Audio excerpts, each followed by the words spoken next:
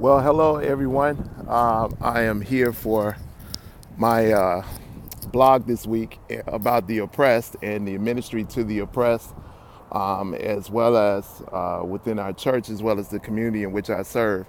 Um, One of the main portions of the oppressed that I want to talk about is those that economically are oppressed.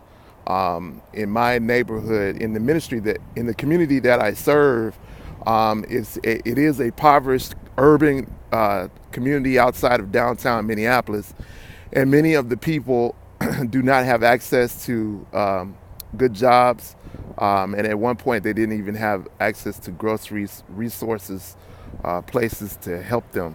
And within my church, a lot of the people within my church are middle class, blue collar people, in which economics is not suffice enough a lot of times, and a lot of times they're living paycheck to paycheck. So I wanted to do my blog here in front of one of the newly added resources in the community. This is the Seaward Community Grocery Store that was actually opened, I think, less than a year ago. It's called a community co-op. If you can see that, Seaward Community Co-op. And what the co-op is basically the store was developed in agreement that some of the monies would filter back into the community. So it's a cooperative in that operations for sales as well as monies go back to the community for various other resources. And it was important because there was literally no grocery store or no place for groceries within a 5 to 10 mile radius of this portion of southern Minneapolis. South Minneapolis is what it's called. So I'm doing my blog here today because this community of people is actually the oppressed, the folks that literally are trying to make it.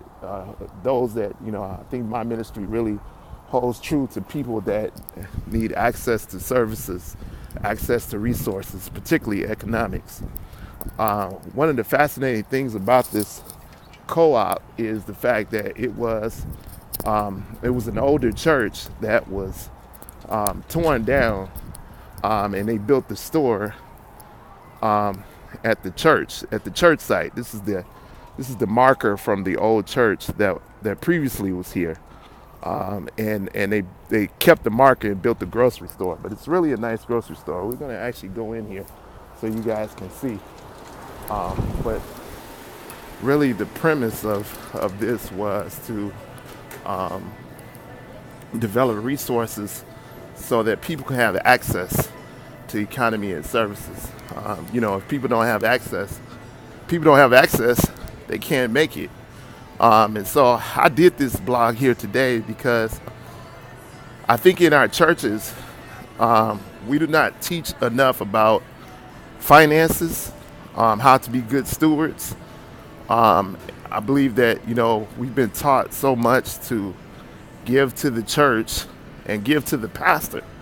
And a lot of times the pastor is driving the nice cars, the fancy cars, while the people in the pew are suffering.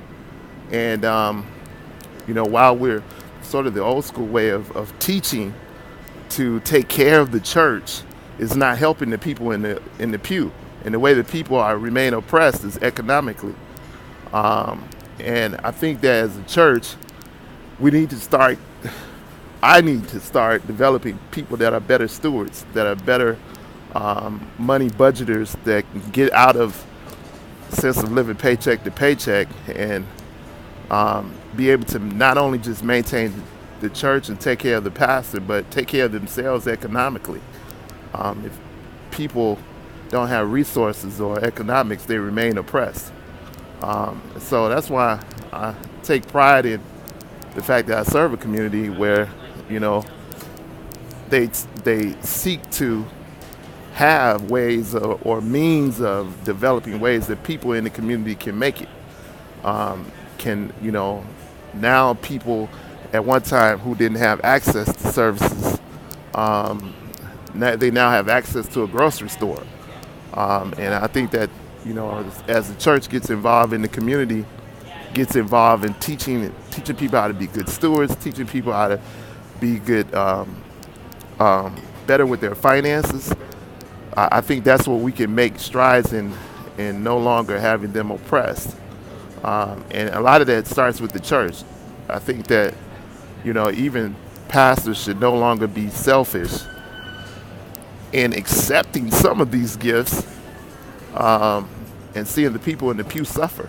I have a lot of people in my pews that are living paycheck to paycheck, are not taking care of themselves economically and their financial futures, and it's a concern. And I think that in not teaching that, we keep them oppressed. Hey, Norma, how you doing? Yeah, one of my members actually goes here. I'm just gonna say hi. Hey, Norma, how you doing? Yeah, I'm doing an assignment for my class. Yeah. That's Norma. She goes to my church. She's a member of the Liberian community, which I'm excited about. She's awesome. She works here. But yeah, that's my blog for this week. Thank you. That's my blog for this week. Is really just talking about the oppressed in terms of financial oppression, the poor, the impoverished. These are the types of people that ministry has to go forward in the church. If we internally do not teach our people to be better stewards, then they remain oppressed. And God does not want us oppressed. God wants us to be good stewards. God wants us to accomplish all the riches of the earth which are available to us. Just read Micah. The book of Micah talks about that. And I think that, ministry to the poor should be to no longer keep them poor, but to make them rich, or to just make them good stewards, to get them access so they're no longer oppressed. People that have money or have means of making it are no longer oppressed. So yeah, that's my blog for this week. I'm still working on that, and on that giving and teaching steward ministry and Micah ministry, and I'm hoping that that I can continue to not make it so that in my church people are constrained by their finances, or people rule out each other because one has more than the other, one has a better job than the other. When you have people that are blue-collar workers in the pew that are barely making it paycheck to paycheck, that says a lot about your ministry. That says a lot about what you're teaching the people about what God wants you to have as a people of God. Okay, that's it for now. I'm going, and I hope this made sense to everyone. Have a good day.